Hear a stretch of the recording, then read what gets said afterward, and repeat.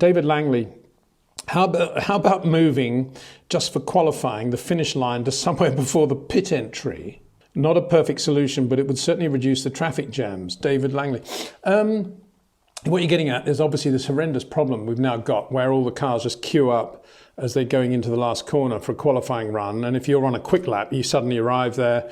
And Saudi Arabia, very good example with Max. He arrived there, sort of 14 cars all going 0 mile an hour, and your lap's gone. And what do we do about that? It's an interesting suggestion. What you're saying is you finish the lap, and so you're not going to be out there going slowly. You're just going straight into the pit lane. That's a good thing, but it doesn't stop the problem of people at the start of their lap, obviously going slowly, getting the tyres up to temperature and then accelerating out of the last corner. It doesn't stop that, but it does alleviate that problem. I tell you what, I mean, Anderstorp, the start-finish line was miles away from the pits. I don't know if that would change things. I tell you what would change things completely. Shelsley-Walsh.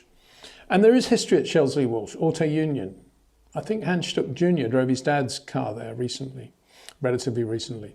Hill climbing in general. The timing starts, does it not, as a bit like downhill skiing. As they go through the beam, that's what starts it, and they start from 0. I suppose if you wanted a system where there was absolutely no issue with traffic at all, you would have the lap beginning at the exit of the pit lane with everybody lined up, maybe 10-second intervals, and obviously be a scramble to get in line there. 10-second intervals, standing start, they go through a beam, and the qualifying lap is from that 0 point to the moment they cross the start-finish line. And that would be good, actually, in many ways, because I go on a bit when I'm doing my race summaries about how Lewis and Max particularly compare on their out laps after pit stops. In other words, when the tyres aren't fully up to temperature, and they're usually within a tenth of one another. Lewis is usually slightly ahead. I think on average he is slightly ahead over the year. Very good on non-hot tyres. On the same compound, obviously. But I think if we did what I just said then, just thinking on my feet, kind of, you would actually then bring into the talent the driver has of driving the tyres on the tyres when they're not hot. I guess that's a really cool thing. Excuse the pun. Because driving on cold tyres is a real art, as Juan Pablo Montoya will always tell you.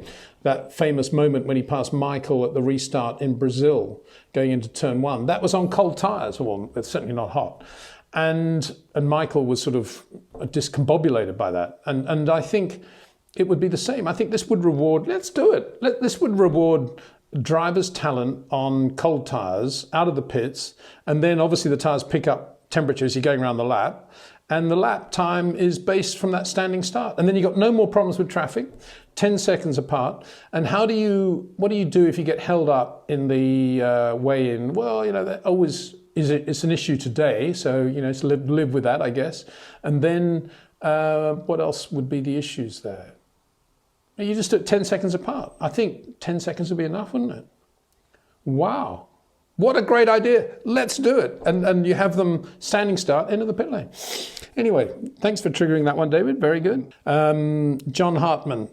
That's very nice message. The TV networks miss you on the starting grid as you were on Speed TV. Any plans to return? John, probably not. I've got so much going on at the moment. There's a project I've been working on behind the scenes, not these scenes, but other scenes, which hopefully will be announced, I don't know, sometime in the next 6 months, which I think you're going to love. And it's quite a long-term thing, and it's involving a lot of time, and it's a brilliant thing. So actually going out and doing that sort of stuff, probably time-wise, is going to be difficult. And I've also got to say that I think that period on the grid now is actually absorbing TV. I'm lucky enough to be able to watch the international world feed, so I don't actually see what the channels are doing with their own people on the grid, messing around with the world feed. I love to see what the world feed is just sending out raw, no ad breaks or anything like that. And as I said, for me, one of the moments of the year was watching Adrian Newey making notes on the grid. I think it was at Qatar. It may have been Riyadh, sorry. Anyway, Adrian was there on the grid making notes. And I thought, wow, that's such a cool thing. And then I love watching the drivers get in their cars. And so if I was doing that today, I'm not sure I'd be that comfortable annoying them all, going up and asking them questions at a time when they don't really want to talk anyway. I would much rather be on the grid describing what I'm seeing and saying, oh wow, look at that, there's Adrian, I wonder what sort of pen he uses and wonder what notes he's actually making, we'll see if we can see what he's writing about and annoy Adrian. Or I'd love to watch, you know, the mindset of somebody like Charles Leclerc before he's getting into the car, when he's just sitting down by the guardrail and then getting in, and what he looks at, who he talks to, how much talking he does. The one guy I'd probably annoy would be Pierre Gasly, because I'd try to get in and stop him doing those ball juggling things and just get him to read a boring novel like Jackie Stewart.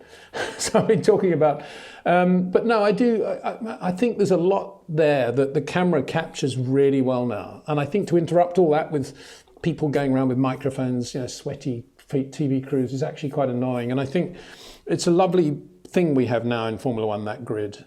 And the only thing I'd say is that I love watching them get in, because it's quite difficult now with the halo and how they have to get in, but that's still part of the act, isn't it? But the one thing I always find slightly odd is when they lower themselves in the cockpit, because the cockpits are now so spacious, because that's the regulations, you see them sort of land with a thud. It's like boom, like that when they get into the car.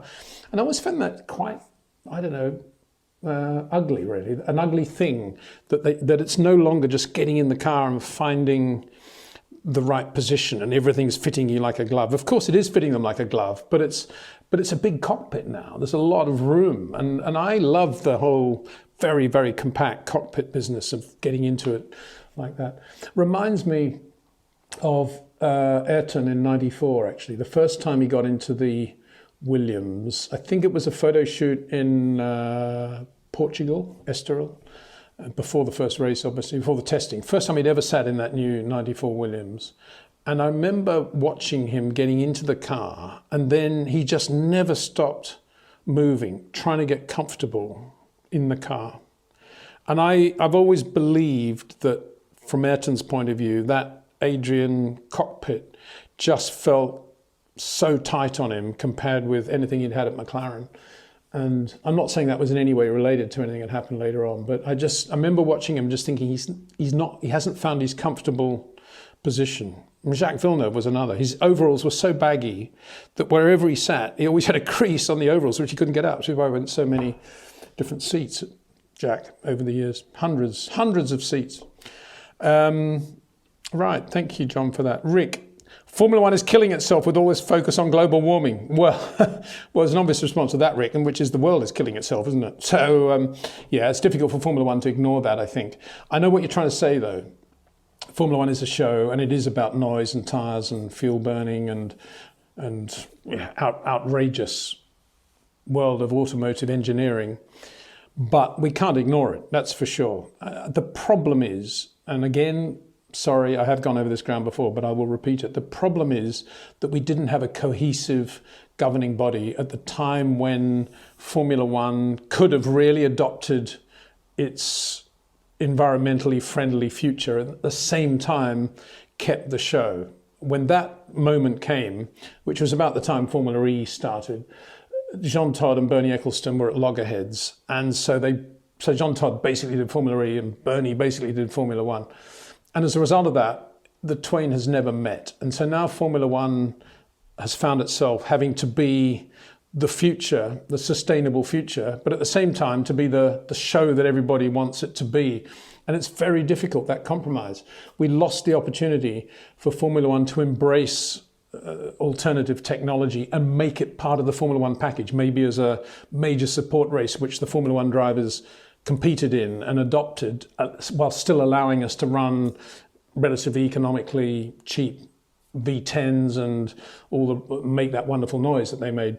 And we lost that opportunity because of that fight between Jean Todt and Bernie. And you know, if you, me, and a mate of mine were running Formula One at that time, I think we all would have come up with something that worked for Formula One's future. But that was lost, and because of that, we're in this constant compromise. And you know, it's a difficult one. And the footprint, the net carbon footprint, is a very important thing. But still think about the size of the motorhomes, the amount of freight that flies around the world, and think about the trucks and all the logistics when they're racing in Europe and the amount of stuff that's carried around in Formula One. For me, that is the biggest issue. It's not it's not whether the engines become 50% electrified. It's not it's possibly fuel, obviously, because that will have an impact on travel. Zero petroleum, Paddy Low, and it's not making the racing more interesting and having more overtaking. It's all about what do we do about this motorhome situation? What do we do about these trucks? What do we do about all these 747s? That's the issue, and that's that's what they're going to have to get on with. Anyway, thank you for watching. Thank you for subscribing, and have a wonderful Christmas and holiday period.